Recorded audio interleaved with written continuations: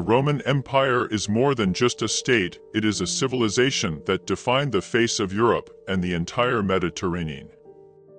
When we speak of Rome, we think of roads that crisscrossed the continent, aqueducts that supplied cities with water, arenas that hosted thousands of spectators, and an army that conquered the world. Rome's legions were a symbol of discipline and strength, marching across the land from Britain to Egypt, from Spain to Mesopotamia. The greatness of Rome was manifested not only in its military might. It was an empire of laws, where Roman law became the foundation for future European states. It was an empire of culture, where Latin gave birth to the Romance languages, and architecture and engineering inspired centuries. It was an empire of ideas, where philosophy and religion intertwined, shaping the worldview of millions. But nothing lasts forever. By the 5th century AD, Rome was no longer the invincible giant it had been known in the time of Augustus or Trajan. The empire was crumbling. Internal crises were undermining it from within, while external enemies were pressing from without. Cities were emptying, the economy was collapsing, the army was losing discipline. Emperors came and went, often dying from conspiracies. And yet, despite its weakness, Rome lived on. The eternal city stood, its walls still protecting its citizens. Its Senate still in session, its laws still in force. But this was only a reflection of its former glory. The empire, once invincible, found itself on the brink of collapse. In this film, we will tell the story of its fall step by step, from the first cracks to the final blow in 476. We will see how internal crises destroyed the state, how barbarian tribes pressed on the borders, how great cities fell victim to plunder, and how the last emperor of Western Rome, the young Romulus Augustulus, was deposed by the barbarian general Odoacer. This is the story not only of the end of an empire, but also of the beginning of a new era. The story of how antiquity gave way to the Middle Ages. The story of how even the most powerful empires are not eternal. But their ideas, culture, and legacy can endure for centuries. Rome fell, but its legacy lives on. And today, we embark on a journey through the final centuries of a great empire to understand why it collapsed and what it left behind. When we speak of the fall of the Roman Empire, many imagine barbarians at the gates, Goths and Vandals destroying cities. But the truth is far more complex. The empire was crumbling long before its enemies reached its walls. It was crumbling from within. Political instability was one of the main reasons. From the 3rd to the 5th centuries, emperors changed with alarming speed. Many rulers didn't hold the throne for more than a few years. Some were assassinated by conspirators. Others were overthrown by military commanders, and still others became puppets in the hands of more powerful figures. The Senate, once an influential body, became a shadow of its former self. Decisions were made not for the benefit of the state, but for personal gain. The economy was also crumbling. The Roman coinage was devalued, inflation was rising. To cover the costs of the army and bureaucracy, taxes were increased, and ordinary citizens were increasingly unable to pay them. Trade declined, cities were deserted, and agriculture declined. Slave labor, which underpinned the economy, became increasingly ineffective, conquests were fewer, and new slaves were in short supply. The army, once invincible, also changed. Legions composed of citizens gradually gave way to mercenaries. These soldiers lacked the loyalty to Rome that had distinguished the old legions. They fought for money, not for a cause. Discipline declined, and loyalty to the empire became conditional. Mercenaries often defected to the enemy or used their power to pressure emperors. Social change eroded the foundations of society. Civic virtue, the foundation of Roman culture, disappeared. People increasingly believed less in the idea of the common good and cared more and more about personal gain. The rich became richer, the poor poorer. The gap between social strata widened. Even culture and religion became a source of tension. Christianity, spreading throughout the empire, changed its face. Old traditions and beliefs were fading, and new ideas were encountering resistance. The empire was losing its unity not only politically and economically, but also spiritually. All of this combined created a picture of slow but inexorable decline. The empire still existed, its cities still stood, its laws still operated. But it was no longer the Rome that had conquered the world. It was a shadow of a great power, gradually fading, and when its enemies approached its borders, it turned out that the walls had long since been cracking from within. The empire was weakened, and its fall was only a matter of time. If internal crises undermined Rome from within, external threats became the hammer that finally shattered its walls. In the 3rd to 5th centuries, what historians call the Great Migration began. Huge masses of people moved across Europe, and this movement proved catastrophic for the empire. Goths, Vandals, Franks, Burgundians, Angles, and Saxons all sought new lands, fleeing famine, wars, or pressure from other tribes. The Huns played a special role. These nomads from the steppes of Central Asia stormed into Europe like a storm. Their cavalry was swift, their tactics brutal. Under pressure from the Huns, many tribes moved toward Rome's borders, and the empire found itself at the epicenter of this migration explosion. The Goths were among the first to seriously shake Rome. In 378, the Battle of Adrianople took place. The Eastern Emperor Valens decided to stop the Goths, but his army was destroyed. The emperor himself died in battle. This defeat was a signal. The barbarians were no longer a minor threat, they could destroy entire Roman armies. The Vandals, moving through Spain, crossed Gibraltar and found themselves in North Africa. There, they established their own kingdom and began to control the grain supplies vital to Rome. Later, they even built a navy and began to threaten the Mediterranean itself. But their most fearsome enemy was Attila, the leader of the Huns. He was called the Scourge of God. His campaigns covered vast territories from the Danube to Gaul. In 451, he invaded France, and only the combined forces of Romans and barbarians were able to stop him at the Catalonian plains. This was one of the last great battles of the empire. Attila did not take Rome, but his name became a symbol of terror. Even Pope Leo I personally went out to meet the Hunnic leader to halt his advance. Legend has it that Attila retreated, impressed by the pontiff's words. But in reality, the empire simply could not resist any longer. All these enemies, Goths, Vandals, Huns, were not a united front. But their pressure was constant. The empire was losing land, losing resources, losing people. Each new wave of settlers weakened it further. And if Rome had previously boasted that its armies easily dealt with its enemies, now the situation had changed. The legions were weak, the borders too extensive, and the enemies too numerous. The empire found itself surrounded on all sides. External threats became the catalyst that hastened its decline. The empire, weakened from within, simply could not withstand the onslaught of the barbarian tribes. And blows lay ahead from which it never recovered. While internal crises and external threats gradually weakened the Roman Empire, the first real blows to the very heart of the empire shocked the entire civilized world.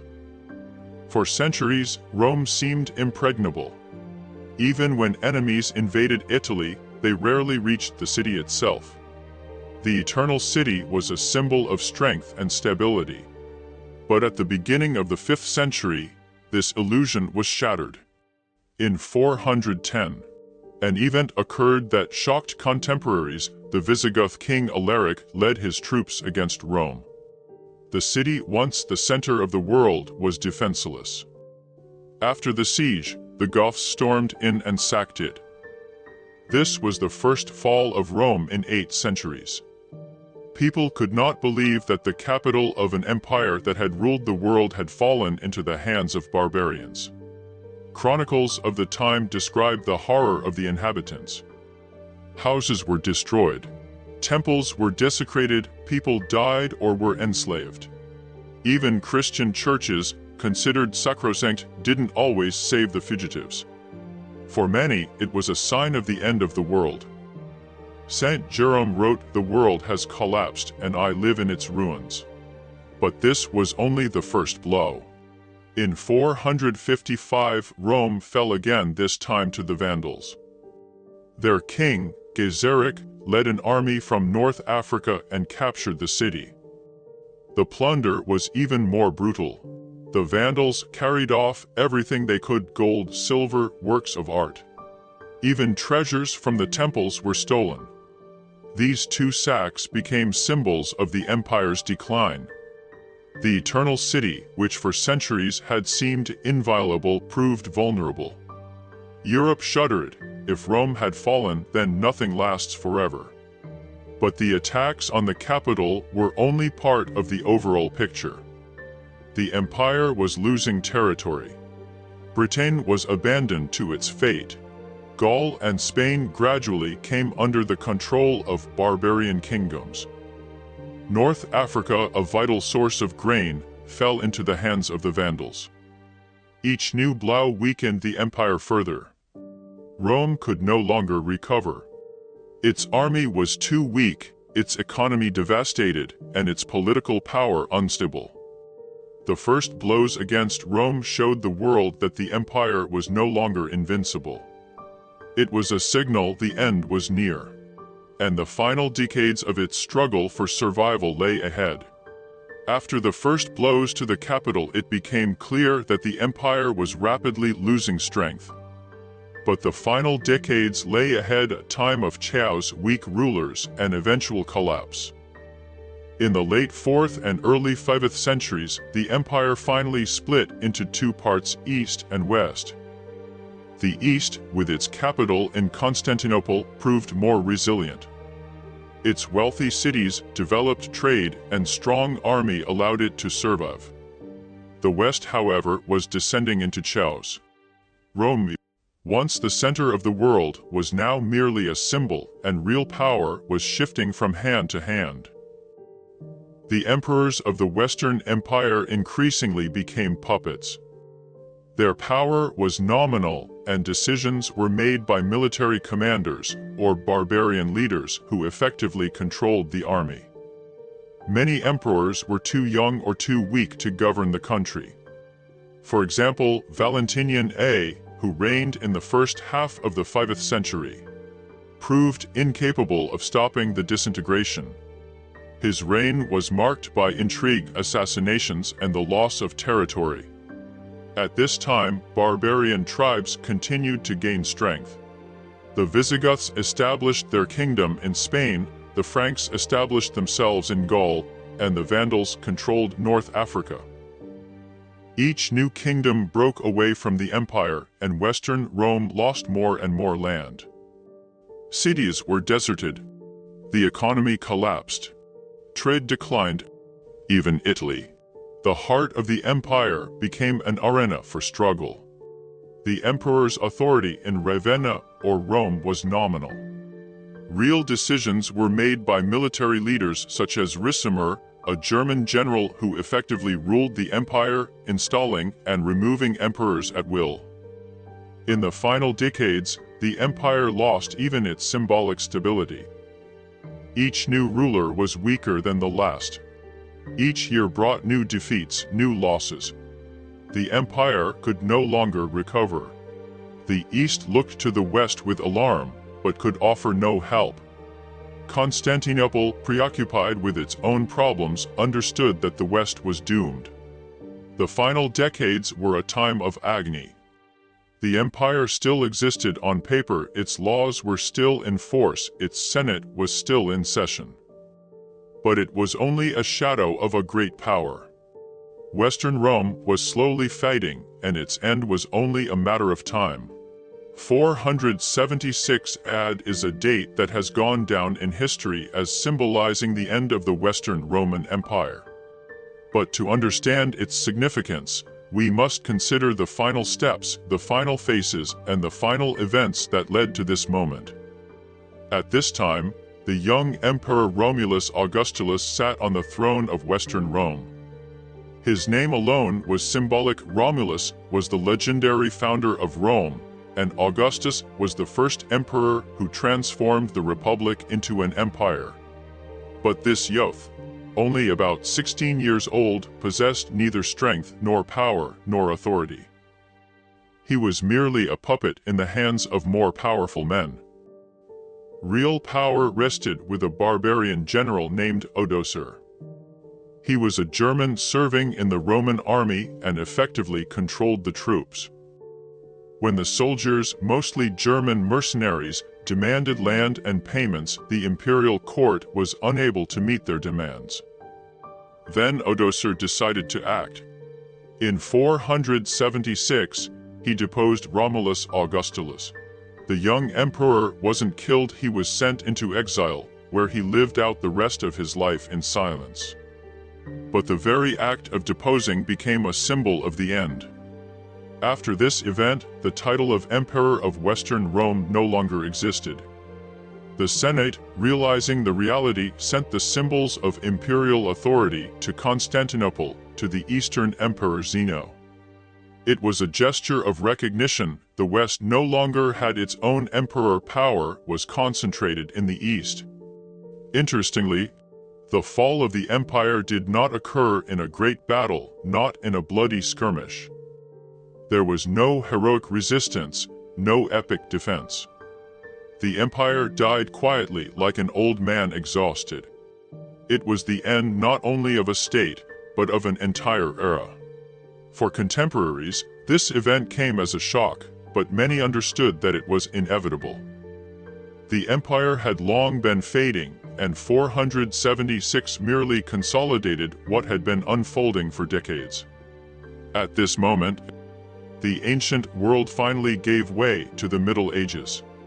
Europe was entering a new era, one in which barbarian kingdoms would become the foundation of future states. But the memory of Rome lived on, and its legacy continued to influence the world. The final act of the fall of the Western Empire is a story not only of weakness and defeat, but also of symbolism. A young emperor with a great name, deposed by a barbarian, became a sign that even the most powerful empires are not eternal. The year 476 symbolized the end of the Western Roman Empire, but it was more than just the end of a state. It was the end of an entire era, antiquity, and the beginning of a new one, the Middle Ages. The consequences of the empire's fall were enormous and determined the future of Europe for many centuries. First of all, the disappearance of imperial authority meant a power vacuum. New kingdoms began to form on the ruins of Rome. The Visigoths established themselves in Spain. The Franks gradually gained strength in Gaul, the Angles and Saxons occupied Britain, and the Vandals controlled North Africa. Each of these kingdoms became the foundation of future European states. The economy of Europe changed radically. Trade routes collapsed, cities emptied, and agriculture became the basis of life. The process we call feudalism began. Power shifted from the center to local rulers, and peasants became dependent on landowners. It was a world where imperial roads became overgrown with grass, and great cities turned into small settlements. The cultural consequences were no less significant. Ancient philosophy and literature gradually faded into obscurity. Much knowledge was lost, libraries destroyed. But part of this legacy was preserved thanks to monasteries and the Christian Church. It was the Church that became the new center of spiritual and cultural life in Europe, assuming the role of guardian of knowledge and traditions. Despite the fall of the empire, Roman law lived on. It became the foundation for future European legal systems. Rome's architecture inspired centuries, arches, domes, roads. All of this was used in the Middle Ages and the Renaissance. The Latin language did not disappear. It became the language of science, religion, and education for many centuries. The eastern half of the empire, Byzantium, continued to exist for another 1,000 years. Constantinople became the new center of civilization, preserving many of Rome's traditions. But the West was never the same. Europe entered an era of barbarian kingdoms, crusades, and knights. For its contemporaries, the fall of Rome was a tragedy. Many believe the world had collapsed. St. Augustine wrote his work The City of God, trying to explain that earthly empires come and go, but the kingdom of heaven is eternal. These words were a comfort to those who saw the familiar world crumble. But from a historical perspective, the fall of Rome was the beginning of a new path. From the ruins of the empire arose Europe, which would later give the world the Renaissance, the scientific revolution, and modern civilization. The history of Rome reminds us even the most powerful empires are not eternal. But their ideas, culture, and legacy can outlive the centuries. Empires die, but what they create remains forever. And when we look at the ruins of the Colosseum or read Latin texts, we see not only an end, but also eternity. Rome has fallen, but its spirit lives on in every law, in every city, in every word we speak. It is a legacy that cannot be destroyed,